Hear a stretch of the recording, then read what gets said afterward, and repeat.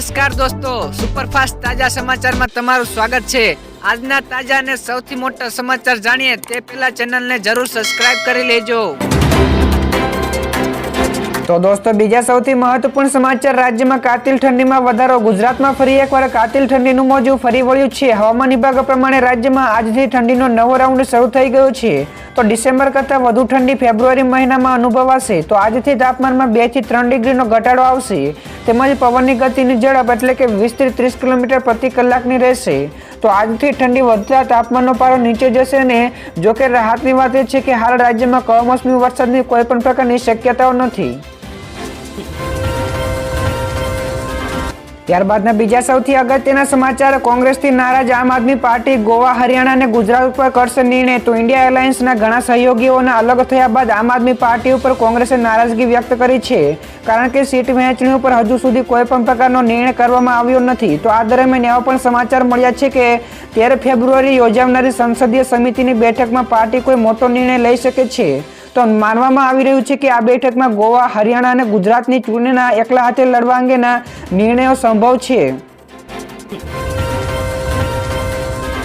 તો દોસ્તો બીજા સૌથી મોટા સમાચાર સામે આવે છે, કોંગ્રેસનો દાવો, 10 વર્ષમાં આટલું મોંઘું થયું પેટ્રોલ। લોકસભાની ચૂંટણીના માહોલમાં દેશનું રાજકારણ ગરમાયું છે। તો ભાજપે યુપીએની આર્થિક સ્થિતિ નીતિઓ ઉપર શ્વેતપત્ર બહાર પાડ્યું છે। તો કોંગ્રેસે મોંઘવારી મુદ્દે ભાજપને ઘેરી રહી છે।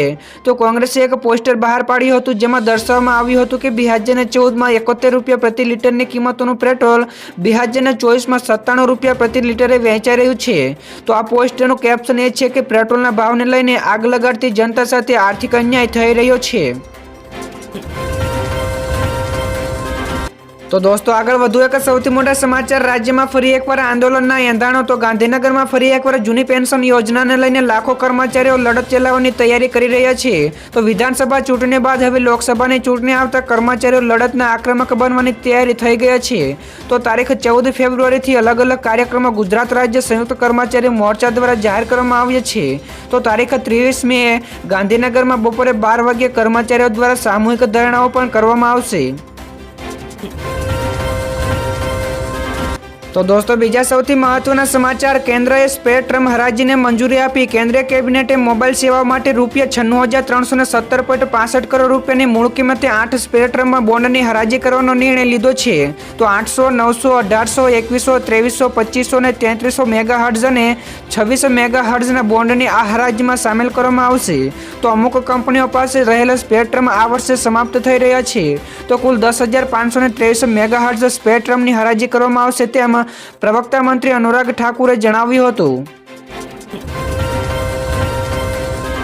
ત્યાર પછીના બીજા સૌથી મોટા સમાચાર, વિપક્ષી ગઠબંધનને વધુ એક આંચકો। ઇન્ડિયા ગઠબંધનની મુશ્કેલીઓ સતત વધી રહી છે। તો આમ આદમી પાર્ટીએ આસામમાં જે 3 સીટો ઉપર ઉમેદવારો જાહેર કર્યા હતા તે કોંગ્રેસ પહેલેથી જ મજબૂત છે।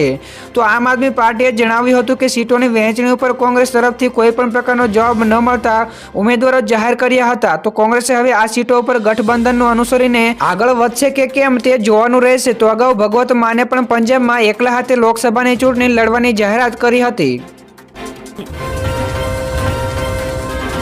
તો દોસ્તો આગળના બીજા સૌથી મોટા સમાચાર, જાન્યુઆરી મહિનો સૌથી ગરમ રહ્યો। યુરોપિયન યુનિયનની કોપરનિક્સ ક્લાઇમેટ ચેન્જ સર્વિસે જાહેર કર્યું છે કે જાન્યુઆરી રેકોર્ડ પરનો સૌથી ગરમ મહિનો રહ્યો છે।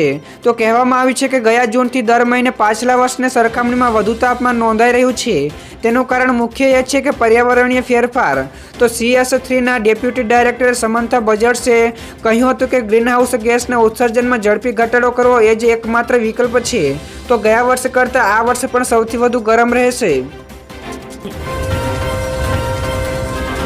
તો દોસ્તો બીજા સૌથી અગત્યના સમાચાર સામે આવે છે, 10 વર્ષમાં સિલિન્ડરમાં ₹493નો વધારો। તો કોંગ્રેસે કેન્દ્ર સરકારના 10 વર્ષના કાર્યકાળ ઉપર બ્લેક પેપર જાહેર કર્યું છે, જેમાં છેલ્લા 10 વર્ષમાં ઘરેલું ગેસ સિલિન્ડરના ભાવમાં થયેલા વધારાનો મુદ્દો પણ ઉઠાવ્યો છે। તો કોંગ્રેસે ટ્વિટર ઉપર એક પોસ્ટરમાં શેર કર્યું હતું જેમાં તેમણે લખ્યું હતું કે 10 વર્ષના અન્યાયકાળમાં 2014માં ગેસ સિલિન્ડરમાં 410 રૂપિયા મળતો હતો, જે 2024માં વધીને 903 રૂપિયા થઈ ગયો છે।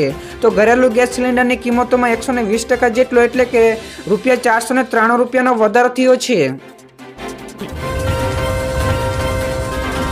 ઝડપથી દોસ્તો આગળના બીજા સૌથી મોટા સમાચાર. આરબીઆઈએ 4 બેંકો ઉપર દંડ ફટકાર્યો. આરબીઆઈએ નિયમોનું ઉલ્લંઘન કરવા બદલ બોમ્બે મર્કેન્ટાઇલ કોઓપરેટિવ બેંક ઉપર 63.30 લાખ રૂપિયા, ઝેરોસ્ટ્રીયન કોઓપરેટિવ બેંક ઉપર 43.40 લાખ રૂપિયા, Nakodar Hindu urban cooperative bank ઉપર 6 લાખ રૂપિયા અને નવનિર્માણ કોઓપરેટિવ બેંક ઉપર 1 લાખ રૂપિયાનો દંડ ફટકાર્યો છે.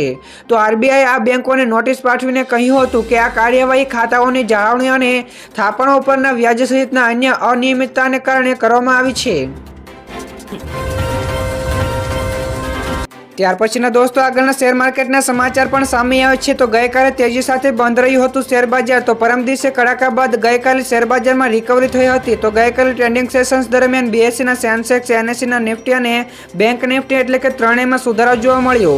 તો માર્કેટ બંધ થયું ત્યારે બીએસસી સેન્સેક્સમાં 167 પોઈન્ટ વધીને 71,595 અંક ઉપર બંધ રહ્યો હતો, જ્યારે એનએસસીનો નિફ્ટીનો સૂચકાંક 64 પોઈન્ટ વધારા સાથે 21,782 અંક ઉપર બંધ રહ્યો. તો બેંક નિફ્ટીમાં પણ ગઈકાલે 622 પોઈન્ટ રિકવરી નોંધાઈ હતી. તો દોસ્તો બીજા સૌથી મહત્વપૂર્ણ સમાચાર મળ્યા છે અનામત મુદ્દે ગિનીબેન ઠાકોરનું મોટું નિવેદન. તાજેતરમાં જે સુપ્રીમ કોર્ટે અનામત મુદ્દે ટિપ્પણી કર્યા બાદ વાવના ધારાસભ્ય ગિનીબેન ઠાકોરે પણ અનામત મુદ્દે નિવેદન આપતા કહ્યું કે પોતે સક્ષમ હોય તેમને સ્વૈચ્છિક રીતે અનામતનો લાભ ન લેવો જોઈએ, તો તેની જગ્યાએ ગરીબ વર્ગના પરિવારોને અનામતનો લાભ આપવો જોઈએ. તો ભૂતકાળમાં કોઈ કલેક્ટર થયા હોય કે પછી મોટા બિઝનેસમેન હોય તો તેમને અનામતનો લાભ ન લેવો જોઈએ. તો આ મુદ્દે તમારું શું માનવું છે ફટાફટ કોમેન્ટમાં જણાવજો. ત્યારબાદના દર્શક મિત્રો આગળના બીજા સૌથી મોટા સમાચાર મળ્યા છે. ભાવ વધતા ધૂમ સ્ટાઇલમાં લસણની ચોરી. તો રાજ્યમાં હાલ લસણના ભાવ 450 રૂપિયાથી લઈને 500 રૂપિયા પ્રતિ કિલો ઉપર પહોંચી ગયા છે. ત્યારે ગાંધીનગરમાં શેરથા ખાતે લસણ ભરેલા ટ્રકની તાળપત્રી કાપીને 60 કિલો જેટલા લસણની ચોરી કરવામાં આવી છે. તો લસણ સાથે 130 કિલો સોપારીના પાર્સલની પણ ચોરી કરવામાં આવી છે. તો અમદાવાદમાં વિશાલા સર્કલ પાસેથી આવેલી એપીએમસીમાં લસણના વેપારીને નિશાન બનાવીને ચોરી કરાઈ હતી. તો વાસણાના ગોવિંદ સાવસા નામના વેપારીએ વેજલપુર પોલીસ સ્ટેશનમાં આ મુદ્દે ફરિયાદ નોંધાવી છે. તો દોસ્તો ફટાફટ આગળના બીજા સૌથી મહત્વપૂર્ણ સમાચાર. અમિત શાહ 2 દિવસીય ગુજરાતના પ્રવાસે. કેન્દ્રીય ગૃહમંત્રી અમિત શાહ અને તેની સાથે સહકારિતા મંત્રી 2 દિવસના ગુજરાતના પ્રવાસે આવશે. તો આગામી 12 અને 13 ફેબ્રુઆરીએ ગુજરાતની મુલાકાત લેશે. તો અમિત શાહ ગાંધીનગરમાં ક્રિકેટ ટુર્નામેન્ટનું ઉદ્ઘાટન પણ કરશે, જે બાદ તેઓ સાણંદ અને એપીએમસીના ખાતમુહૂર્ત લોકાર્પણના કાર્યક્રમમાં પણ ઉપસ્થિત રહેશે.